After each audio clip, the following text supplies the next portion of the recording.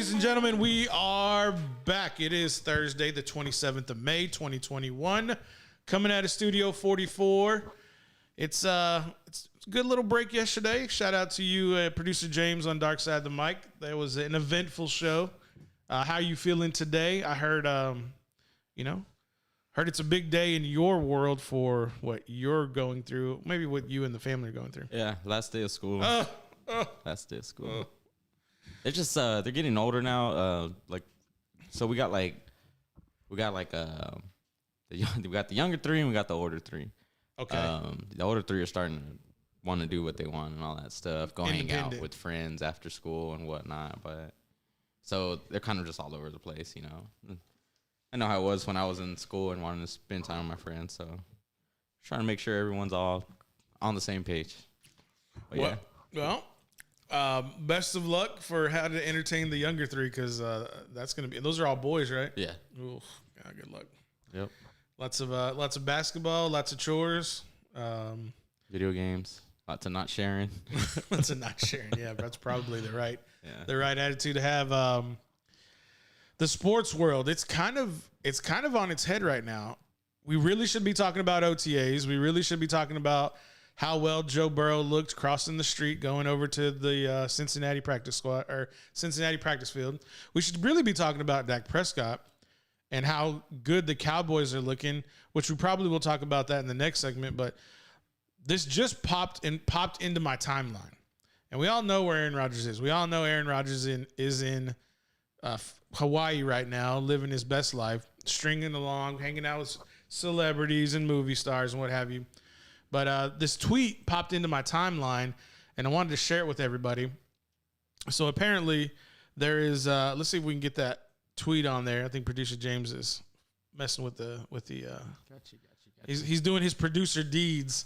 This tweet popped up on my screen for my timeline, and it's basically a little parody how the Packers saying, "Hey Aaron, we got 500,000 for you to come join OTAs," and Aaron just sent a little picture living his best life. And the first thing that popped in my brain is, this has to be what it's like just to have like fuck you money. Like, you already have the fuck you money. It's like, yeah, 500,000. I'm hanging out in Hawaii. Like, whatever y'all are gonna do, just continue to do it. But if you look a little closer, and I dove a little deeper in this photo, why does it look like Aaron Rodgers are their rich uncle? He really just looks like their rich uncle who's trying to be hip.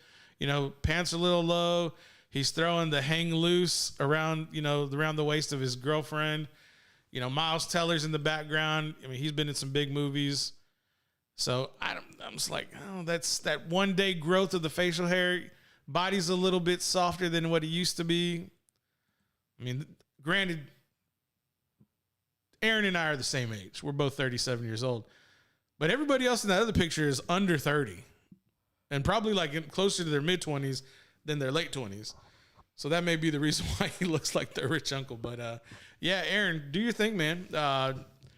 People are worried. I'm pretty sure they're worried about what's going on in Green Bay right now, especially with no receiving core out there to be had, especially with we get some messages coming in. Shout out to the comment section. If y'all got some comments, hit us up. Yes, we're going to be talking about Aaron Rodgers again. Yes, we're going to be talking about UFC again. Yes, we're going to be talking about Dallas Cowboys, because people like it. Apparently, our viewers apparently love it. I mean, we probably have like 50% engagement of viewers and our subscribers. So, we're going to continue just to hammer that home. What if Gutekunst, Goody Mane, and Mark Murphy just show up in Hawaii? What do you think's going to happen when they like open the door? You think Aaron opens that door and just closes it right back, or does like Miles Teller get into like his method acting role and like opens the door and goes into like a character? That would be funny. I mean, that would be something when it's like, it's Brian Gutekunst and Mark Murphy for Aaron Rodgers. And it's like, go get that shit. Go open that door. Go take care of that for me. Or what if you think it's like Aaron sends, I don't know, if they're at a resort, he's like sends the bartender over there and be like, go get rid of those guys. It'd probably be like that scene from Princess Bride. I know Rodgers quotes that movie quite often. What is that? You ever seen The Princess Bride? I don't have kids. Well, I mean, I saw it as a kid. Oh, so we're not that far apart in age, are we? Now I feel old. What's the Princess Bride real quick? It's like a fairy tale movie almost. Is it animated or no? live action? It's live action. Okay. It's let me look it up. The only movie I know that's similar to that is like Three Little Women, and I was like, I think 9 when I saw that. That could probably be the same age range when you were watching this. Andre the Giant. Oh, this is that movie where. My name is Inigo Montoya. Okay, yeah. Killed my father. See, I don't know this movie. Yeah. I do know of it. I just didn't know what it was called. Yeah. Anyways, there's a scene where that main guy, the main character, he's like dead. And this guy takes him to this like magic maker guy to bring him back to life. Magic maker. Yeah. I guess I don't know what you would call him, wizard or some Frankenstein? Sort. Nah, he's like an old man that lives in like the woods with his wife. Well, it was Dr. Frankenstein. That was the doctor's name. Oh. Yeah. That's why I said that. Oh, okay. Yeah. And so, yeah, he just, I don't know. That's what just made me think of that scene, like if Goody Man and, Murphy went over there trying to bring Rodgers back to life, so to speak. So The Princess Bride is a spoof on like a fairy tale movie? For fairy tale movies? Man.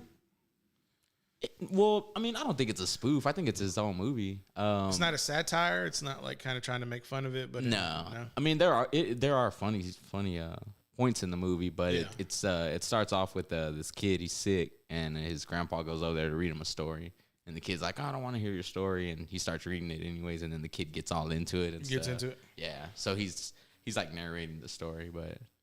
Yeah, it's good. I like it. Yeah, I don't quite get the reference, so it's probably I can't really follow along with it. But I think that's probably maybe what it could have been. But if Aaron Rodgers is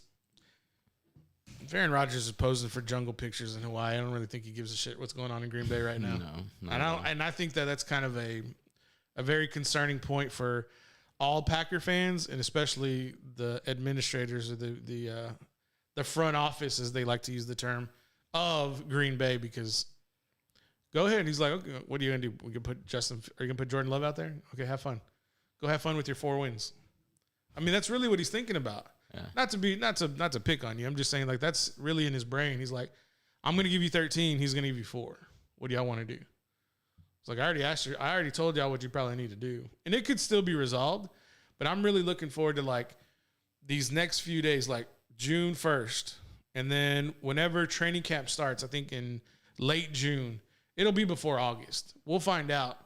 If Aaron's not there for training camp, I think we got our answer. I think we have a lot. I think we have our answer now, to be honest with you. I agree. And it's either going to be he's going to retire for a year or he's going to sit out, which is probably the same damn thing. But I don't think he's going to trade, and I don't think the Packers are going to give in to him. I don't see any signs of them doing that. Now, could they? Sure, but there's no signs now that says it's potentially going to happen. But I think the right move would be to go get Julio Jones for the Packers. Go get Julio, put him in a Green Bay jersey, and then and I think that would get Aaron's attention. Like, oh, okay, we should probably, and maybe Julio's going to be the broker. He'll broker that deal. Him, Devontae Adams, probably Alan Lazard. Maybe Funchess, maybe can't think of the running back's name. What if the receiving corps was like, "Hey, if Rodgers don't play, we don't play." Yeah, they don't get paid either. That's the thing. I mean, Devontae Adams is not getting his $500,000 for being at OTAs either. So apparently they're not missing the money. Definitely for the receivers to all opt out is definitely a sign that they're sticking with their quarterback. And here's the other thing is like, do you want to be the receiver that defects and goes back to OTAs and Aaron comes back and remembers it? Hell no. That's one thing I believe that we're seeing from Aaron Rodgers. And I understand that play for loyalty. It's like his receivers saying we're loyal to Aaron. We're not loyal to Kunta Kunz. But really you're saying you're not loyal to the Packers. Because, in all honesty, we've seen this before. We saw it in Denver with their offensive tackle with Juwan. All it takes is one incident for you to get injured outside of the facility, and they tear up your contract. $10 million for Juwan and the offensive tackle in the Denver Broncos. I mean, I really believe they don't care about what you can do for them once you get injured. It's like, you're injured, great, you're out. I mean, Gerald McCoy last year with the Cowboys did the same thing. They cut him. They signed him off a free agency deal. They signed him. They put him in a jersey. He got hurt at the facility, and they still cut him. So it doesn't matter. If you're going to get injured and you're not going to be an asset to contribute to victories for the team, too bad, so sad. Yeah. Out the door you go. Man, let's see what's going on here. We're gonna have a little bit of a break about 8:05 before we get into the heart, maybe the ending of the show. Rather, we're gonna go do a little spot segment with FLXATX. But before we do that, that'll be about 8 o'clock. We'll probably take a break, come back. For now, let's go take a. Shout out to Pop Romeo. He was like, yeah, you weren't watching The Princess Bride. I took you to go see Predator and Rambo. I was like, yes, you did. Except you told me to like cover my eyes on the adult parts, which I never understood that. And then when I became an adult, I'm like, okay, I guess I understand. He was like, come on, cover your eyes. Do it. Do it now. No, he would just put his hand. And like, my dad has some, big hands, and when I was a kid, he would just be like if this is the face mask, I'm like, what's going on here? I can't see what's going on. I can't even breathe. No, I can breathe for sure. It's the eyes, Yeah. The eyes. Oh man, I know what happened a year ago. No, I was saying his hand. Dark side of the mic, son. No, I was saying his hand's so big that it covered your mouth. Well, you're a parent. You don't want to like suffocate your child. You wouldn't do that to AJ. True. Let's go to break. Jesus. Nah, I'm just kidding. Let's go.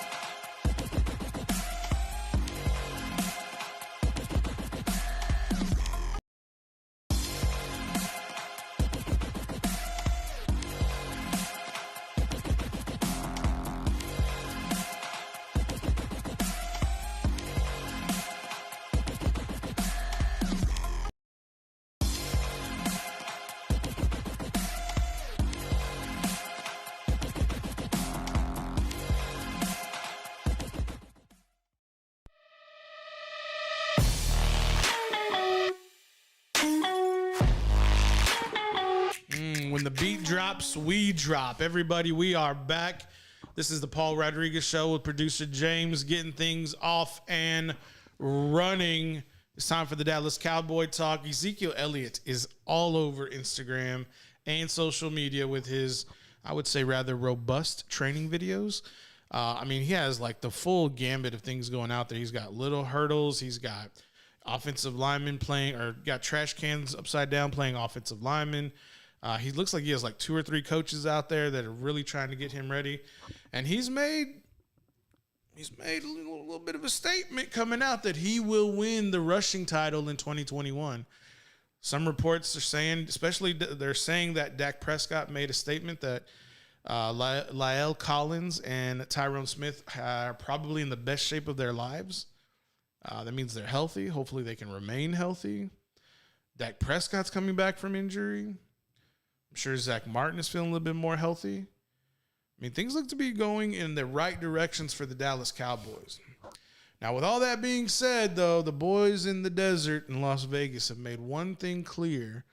And I don't know if this is going to be real or not, but there is a little bit of a caveat to all this. I think assumed success for the 21 season for the Dallas Cowboys. The boys in Vegas are saying that there's 71 odds that Mike McCarthy will be the first coach fired in 2021. The first coach, 7-1. So that means you stake $1, you're going to win 7 back, plus your 1. 7-1 odds. That seems like it's pretty likely that he would be the first coach. And you have to think about it. If they're not successful with everybody coming back, with Dan Quinn, they got rid of the defense coordinator and most of his staff last year. The only person left is Mike McCarthy. Now, I know this might be hyperbole for most. For the Dallas Cowboy fans, it most certainly will be. But if they don't win, if they go the route they went last year, if they're out here and they're like 1-4, if they're 2-6 going into the mid-year, I think it's time. I think it's time to maybe McCarthy's time for him to go, if we get to that point. But 7-1 odds for the Dallas Cowboy head coach to be fired. First coach, not a coach, but the first coach to be fired in 21 has it had me scratching my head, certainly, but I think it's got to have a lot of more other people scratching their head just because of all the assumed success. I think it's really, I have them winning a minimum of 10 games, could be 13 games, but that's if everything flows right. That's if Dan Quinn's defense is absorbed by these new young players. Are we going to have, what's going to take down the Cowboys? Is it going to be an injury? Is it going to be the offense not being able to identify who's a linebacker and who's a safety because we're wearing single digits out here? What is it going to be? Apparently, if the boys in the desert are right, they're saying that maybe Dallas just can't stop anybody, or maybe they can't score enough points to keep up with other people. But we'll know. I think we'll have a really good understanding week 1. I believe it's September 9th when Dallas goes to Tampa Bay and they take on the defending champions and Tom Brady, who have everybody back. I don't know how, but apparently everybody's back for Tampa Bay, including Antonio Brown, moving heavily incentivized contract for him, especially on a 1-year deal. And that's the other thing, like what's going to happen next year when like the real salary cap comes back? Because this year is like the salary cap went down because of COVID in a year that we really didn't expect it to. We thought it would stay the same, but it went down. Okay, well, I think people are going to try to ball out this year all over the NFL so that those 1-year contracts, they can go up there and they can demand high wages for their services moving forward. But does that have you surprised? Especially, do you think LaFleur's on the hot seat, or do you think it's like it's another pass of a year because Aaron's in limbo, or is Mike McCarthy really that bad of a coach where he got ran out of Green Bay and now maybe he's ran out of Dallas? What is that based on? That whole Vegas information that they have that we don't. Yeah, that's what I was. I mean, there's information that they probably get from. If I had to assume, which I'm going to right now, and I'm going to speculate. I bet the Julio deal, I bet it's already done. I bet the team that he's going to and the contract is already set. They're just waiting for June 1st. I bet you whatever's happening with Aaron Rodgers is done, and the insiders know it. The Peter Schrager's, the Ian Rappaports, the Adam Schefters, the Tom Pelisseros, those dudes, they already know what's going to happen. They're just waiting to break it because of a certain date. Because you can't deem that contract until the date passes or the date occurs. Just like with tampering, there's a legal tampering period because we all know when the free agency is going to start. And so you have that time to get the deals done. So I really believe, especially Julio and Aaron dominate the headlines, the information they have about those two guys, I'm pretty sure that same information is being rumored or speculated on to these insiders coming out of Dallas. It's like Jerry's not waiting to play any bullshit. It's like you're going to win or you're not going to be here. And I really think he feels that way. It's like we have the best quarterback in the NFC East, probably the top 6 or 7 quarterback in the NFL. You probably have a resurgence, top 5 running back, probably top 5 offensive lineman, top 3 receiving core, and the defense is a big question mark. And Jerry's like, we can win, we can make a run now. And that's why we were talking about earlier is like, what's the level of success? Is it getting to the NFC Championship game like Aaron did in the Packers, or is it winning 2 games? Because winning a game in the playoffs is not going to be successful, in my opinion. That's not going to be the measurement of success. You're going to have to win 2 playoff games and lose in the NFC title game. That's just the way it's going to be. Or, I mean, we have an extra playoff game this year also. So if you can get a bye, if Dallas gets a bye and they get a win, I think that would be a measurement of success. But if you go to the wild card and get knocked out, that's not success. He's like, we didn't call in the postman to go 5-12 this year. 17 games this year, right? 17 games. Yeah, and that's the thing. I don't think Dallas is going to be less than 500. I don't believe they will be.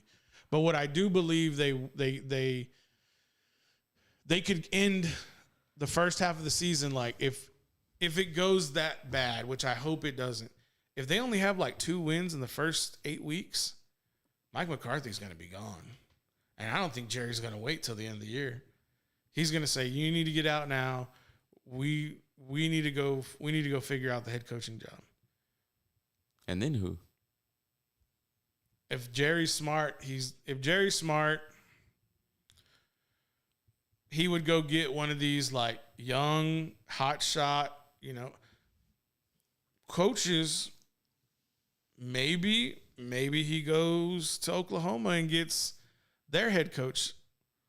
I can't think of his name off the top of my head right now. If you know the name of the head coach in Oklahoma for the Boomer Sooners, drop it in the comments. If I saw his face, I could tell you his name, but I can't think of it off the top of my head. Stoops, is it? No. He's been gone? It's the guy who replaced Stoops.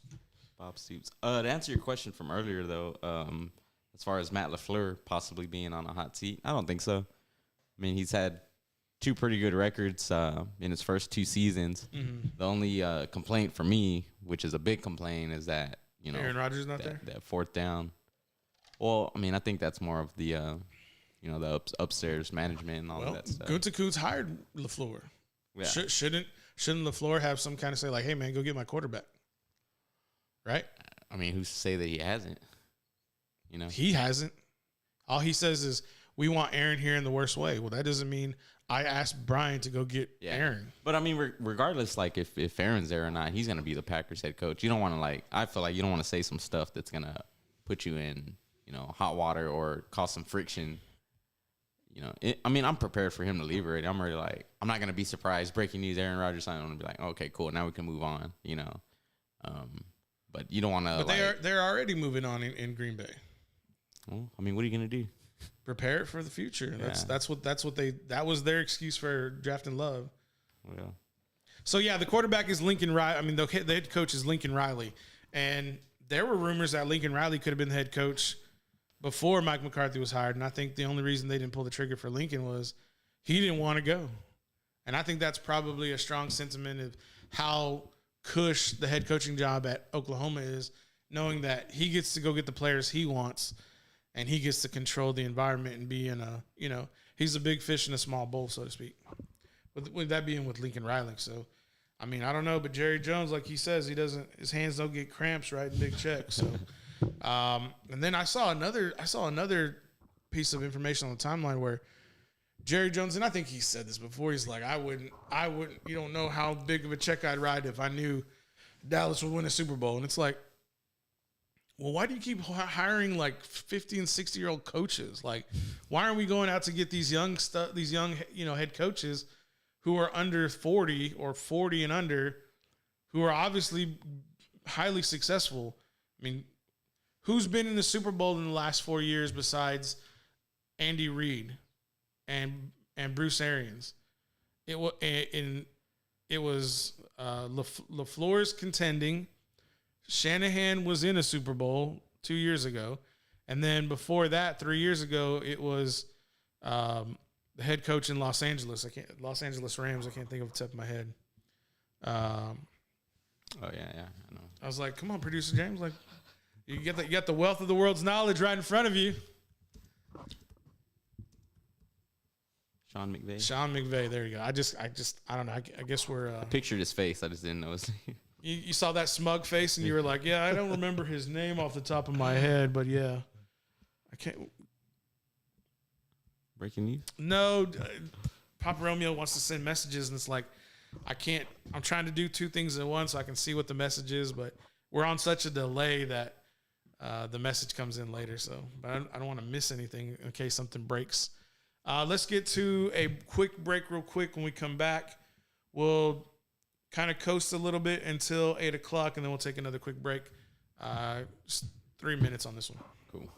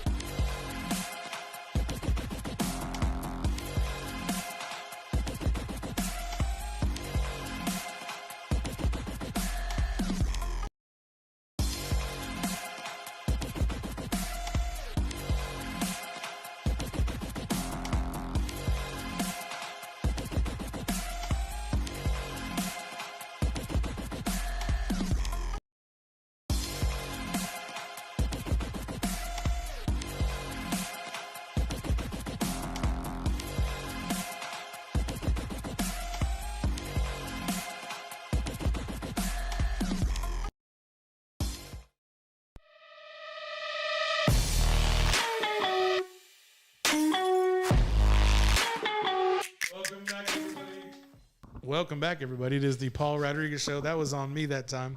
If I could only say what I was reading, you laughing at over in these messages, that is not the show we will be doing. We will not be.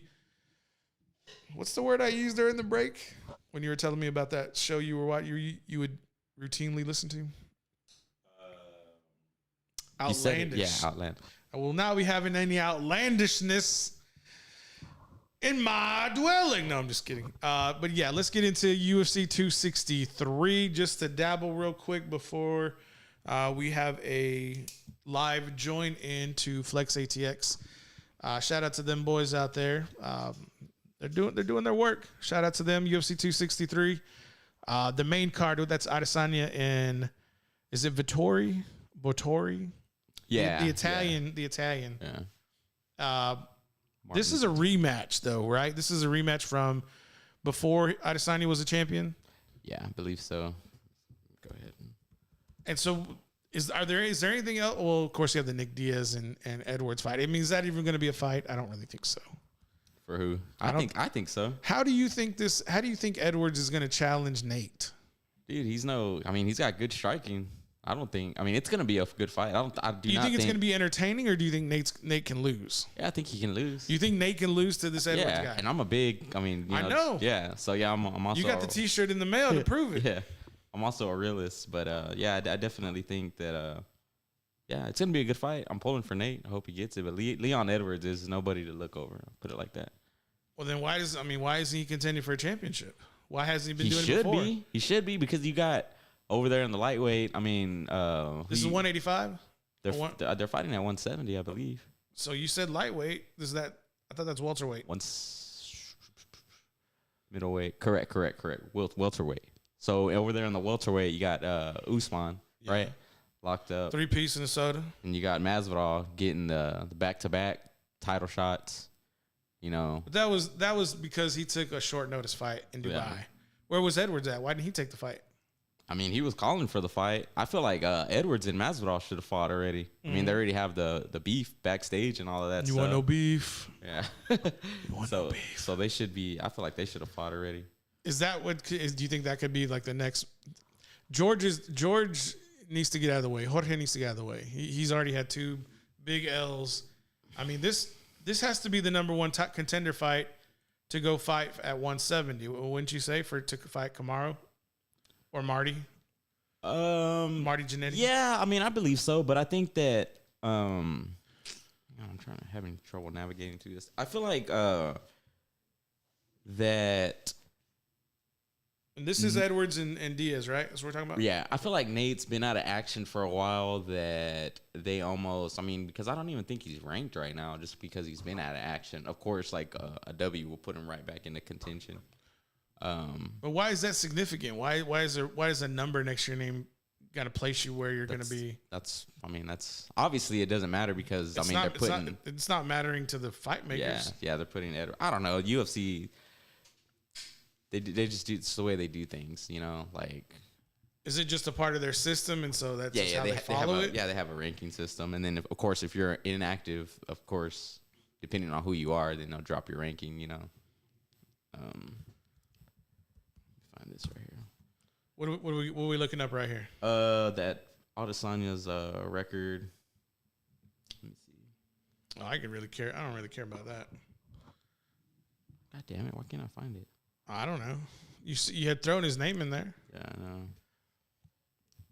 I know. But yeah, I think it's gonna be a good one. I think it's gonna be mainly striking. The Nate Diaz and Leon Edwards, and hopefully you like this website. Sure, dog. I can't stand it. Why? To me, it's like too confusing. You have all of this junk like at the top, and it's like, how do I navigate? Yeah, I was typing in that wrong thing. I've used Sherdog for a long time. But yeah, he fought Vittori, split decision, 3-round fight, April 14th of 2018. 3-round split decision. So everybody's saying like this is the most competitive opponent Adesanya's had since he's been in the UFC. Would you agree to that? Took him the distance. Close fight, yeah, but after that, Anderson Silva, Kelvin Gastelum, which was a war, Robert Whitaker. Yeah, but those Yoel are Romero, unanimous. I mean, those are only the split. Where was that fight at? Does it say? Because if it was like in New York, I'd be like, okay, yeah, there's a question mark. But if this was in Vegas, it's using the same Vegas. Glendale, Arizona. Okay, so that maybe it is. Well, so they're returning to Arizona to run it back, right? Why? Why would you want to? Maybe because that's where the judges had the closest right. fight for. I mean, maybe makes you wonder. Makes it maybe a little bit more even, but I think it's just I don't know. I don't like these kind of fights, especially like title fights. They need to be in Vegas. We saw what happened when Diaz fought Masvidal in New York with the bullshit like doctor stopping the fight because of a cut that he has so much scar tissue already on his eyelid or brow. It doesn't make any sense to stop that fight. That's why I don't like boxing or MMA fights outside of Vegas or Texas because I just think it's highly questionable. Their judges, and even people say in Texas, the judges they're all questionable. It's almost like Vegas is the only place where it's going to mean something. Yeah. So after the loss to Adesanya, I guess questionable loss. He had this is Vettori. Yeah, he had a decision, submission, rear naked choke. And then 2 more unanimous decisions. The most notable one against Kevin Holland, which was in April. That was that fight that was during UFC on ABC. It was during the day, That was right? during the day, yeah. Yeah, I thought that was stupid. Yeah. It was a bad and move. that's Holland just couldn't defend the takedown on that one, right? He just got taken down like it's what Benel did to Ferguson. Yeah. Oh, yeah. That's exactly what he did. Just put him on the ground, put him on his back. I don't know, man. I think I'm looking forward to that fight. We're going to talk about it more as we get closer, but my biggest thing is, this fight's not till June 10th. I mean, June 10th. So we're still a long ways away. There's no UFC this week. I don't think there's any. There is a DAZN boxing fight this week. June 12th. Okay, June 12th. Or maybe July 10th is the one I'm thinking about. McGregor. All right. We're going to take a quick break. When we come back, I was hoping to see that countdown. We're going to take a quick break, and when we come back, we'll probably be live with Flex.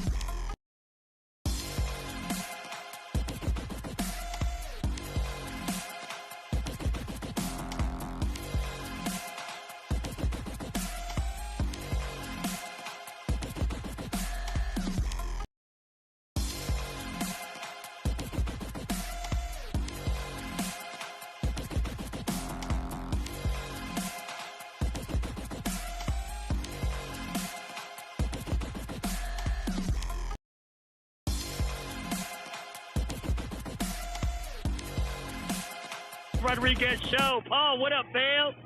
Hey, man, how y'all feeling? Feeling good, just after having a good time. It's just, like Paul, we're in the middle of about to be in June, so I know like the recruiting visit things are about to ramp up, but this is really like a lull moment outside of Summer Sevens. I mean, it's pretty quiet. What are your thoughts? Yeah, relatively quiet, I would say, on the recruiting front. I think a lot of time is being focused on sevens right now as we move closer to, the state championship out there. But right now we had a couple of, Liberty Hill's getting a little bit of attention. I think New Mexico is really starting to figure out, who the talent is in the Austin area. Shout out to Sam Houston State winning that FCS national title. They've obviously done heavily recruiting in the area, but right now it's going to probably be quiet. But, just the familiar names out there in Del Valle. We all know the big receiver who's, be a junior next year is getting a lot of attention as well. But it is relatively quiet. I'm looking forward to August when we'll probably have a lot of the smaller schools come in and probably start getting into the action, the McMurrays, the Texas A&M Kingsvilles, those types of schools. Hey, Paul, I have a question. So you talked a little bit about Liberty Hill getting recruited.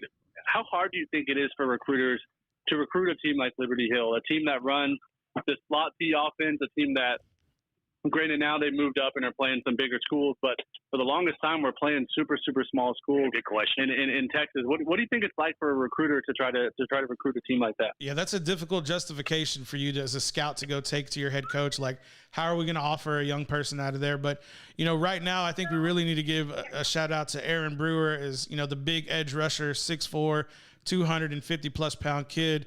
And we're starting to see the defenders getting the recognition at Liberty Hill. But, I think moving up in classification really assisted them a lot. But, it's going to take an exceptional young player on offense to really get that notice of attention. Just a roundabout way to answer your question, I really don't know, to be honest, because it's such a challenge to take that antiquated offense unless you're going to a military academy, which Liberty Hill gets a lot of military academy attention. But other than that, I mean, Georgia Tech isn't running the slot T anymore like they did in the early 2000s. So it's a real big challenge.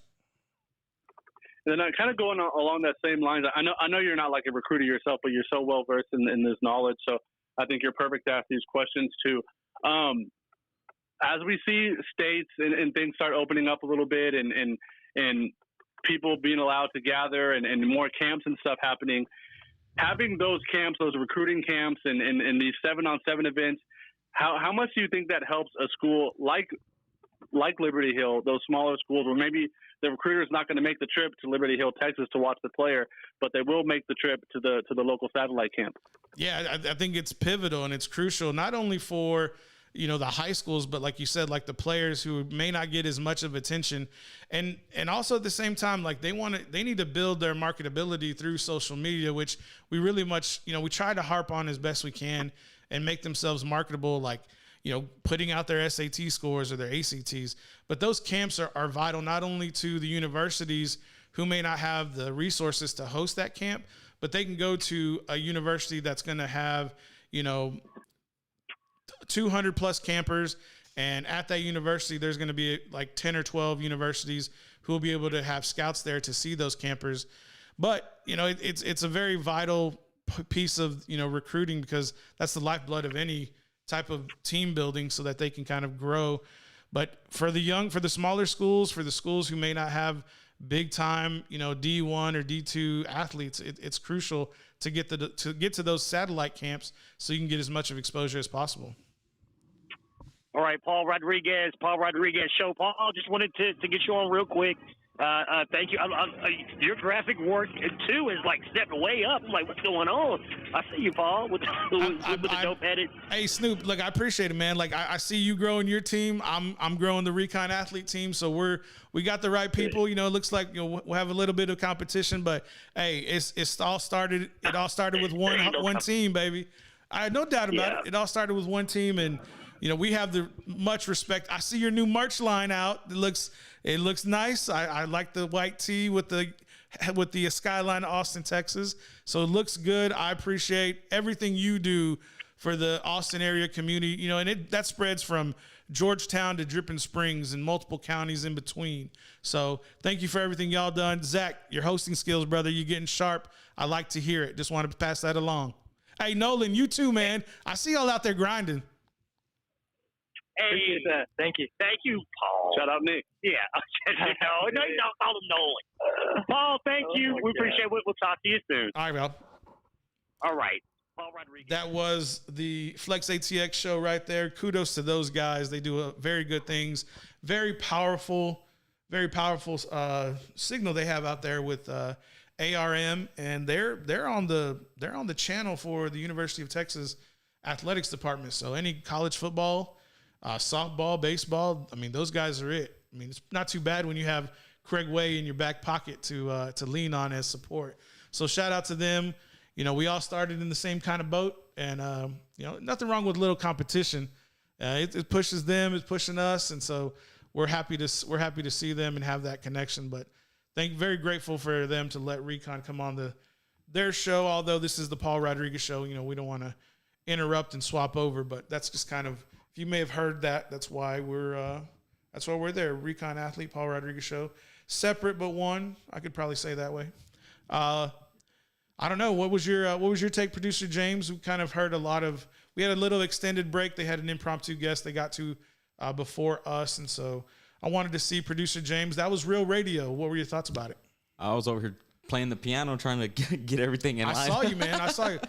These are good skills and good experiences. You know, when it's a scramble drill and trying to get this and that, and the production quality perfect for the viewers. Thank y'all very much who are still watching. We appreciate your time. We appreciate your attention. Thank y'all very much. We're going to do something soon, I think, for the people who are commenting. I'm thinking about, we need to give something away to the people who comment. And I really want to drive that. I want to drive that home. So please, everybody, whoever is watching, start getting into the comments. If you have a suggestion for the show, leave that there. If you just want to show appreciation, leave that as well. Who knows? Maybe it'd be a gift card. Maybe it'd be, you know, a certain treasury note. Who knows what it could be? But I just wanted to give that appreciation to all of y'all. Thank y'all very much. It is 8:18. I think we're going to call it a night. Very grateful for FLXATX again. Producer James, man, thank you so much that you've done today and what you do ongoing. Very crucial piece of this, big machine. We're growing, so I'm very grateful to have you here. The Wizard, hey, man, the people in Austin recognizing your skills, so I just want you to know, valued member of the team as well. We don't talk about him too much, but I like that he has a little anonymity, you know? Yeah. Oh, yeah. I think he likes it. I like that he has it. People are like, man, what's going on? Where's it coming from? You heard Snoop. Shout out to Papa Romeo. He's affiliated, I would say, whether he wants to be or not. He's definitely, especially like when football season comes, like me and Papa Romeo, we like to hit the road. Like we like to go on like small schools, like way in the boonies. I was wondering, are you gonna do like a boomer style show, like maybe Tuesday, or is that his name? Boomer Size? Yeah. But I don't understand the style. It would be like, you know, he just has like a rundown calling all the highlights and stuff. He could go to the 20, the 10, he could go all the way. You're talking about Boomer on ESPN. Yeah. Not Boomer Esiason and the quarterback. You're talking about. Oh, okay. Yeah, that's it. I know who you're talking about now. No, I don't really think we're going to do a highlight show. Well, we need to talk about this, you and I, as far as what we're going to do on Recon. But the Recon, we will work on something. Just to tease. If y'all want to go follow Recon Athlete, feel free to go over there on YouTube. Subscribe to that as well. Some new shows will be coming to that platform as well. So, you know, things are growing, things are moving, but we'll definitely talk about that offline just nice. So we can tease the viewers a little bit. But the 27th, man, June's around the corner. Like next week. I mean, this year's kind of flying by. For sure. Summer's... It's for you. Summer's now. Yeah, summer's here. My son, he keeps asking me, he's like, when does summer start? But this was earlier this week, but I was like, well, I mean, you want to hear technically, or do you know, technically it don't start till like June 20th, I think it is. Oh, like, you're talking about like the season. The season, yeah. But I mean, summer starts today, you know, now. technically. It's like I'd rather have summer start now than June 20th because I got to go to school in like a month or a month and a half, whatever. Really? I mean, when did you start school? When do you start like school year? It was like the beginning of August. Yeah, ours was like August 15th, August 16th was every time we would start. I think now it's like the third week in August, I feel like. Yeah, but we also got out early. Like we were out like, I think when I graduated on the 25th, but school was done like the 23rd. Oh, okay. You know, like we would have been done last week rather than this week. So maybe that's why I was a little earlier. Anyways, shout out to the class of 2021. Be safe. Do not do anything stupid before your commencement. For all those who are listening, just go home. And the rest of your life in front of you. Jeez, please. Dude, the only reason I say that is because I don't know how many people are going to learn this. I'm not going to name names, but the day school let out before graduation, I think it was the 24th. I hope this doesn't get anybody in trouble, but I'm going to try to not say anything crazy. There was a car accident involving like students like 2 hours after we got out of school. Like I saw it, like I witnessed it. And so I say that nobody died. It wasn't catastrophic, but it was intense enough where it's like, dude, just don't do anything crazy. Just go home. That's my PSA. And if you got to do anything, take an Uber. I think people know that pretty much. The kids are a little smarter these days, right? I mean, maybe not decision making, but as far as taking an Uber, I think that's pretty common. Yeah. All right, take Uber or Lyft. #NoAds. We're out.